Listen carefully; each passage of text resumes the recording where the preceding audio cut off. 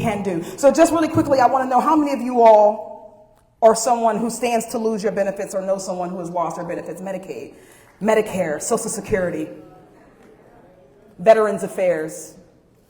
How many of you are a federal worker or know a federal worker who may have lost their jobs? Know someone who has benefited from cancer research? The Trump administration wants you to think that he has a mandate to do these things. He wants you to believe that because of an election result that he has the power or he has the ability to go through and slash and cut whatever he wants. And what he is counting on is that there will be no pushback.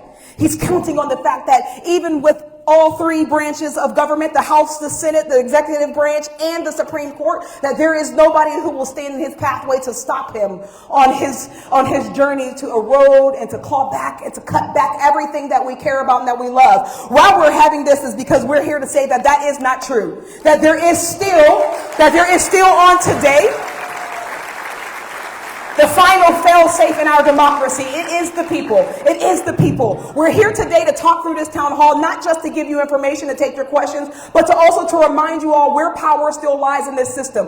What we've seen over the last couple of months has been irresponsible. It's been chaotic. It's been cruel on purpose. And don't believe that just because something is cruel that it can't also be incompetent at the same time. Just that because something seems to be wrong that they can't also not know what they're doing. Of the thousands of federal cuts we have also saw things that have happened to turn it back. So when people, I know one of the questions you all are going to ask is, what are we doing? What is happening? How are we fighting back? Well, listen, legislative is one way. We know that there aren't going to be many bills that are going to put a check on Donald Trump's power that he's going to sign into law.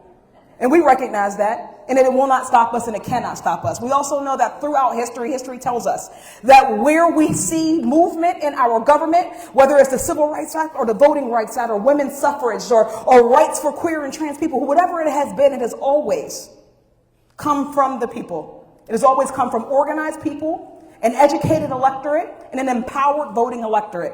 And that's why we are spending the time to make sure that you all have every tool that you need, and that I have every tool that I need.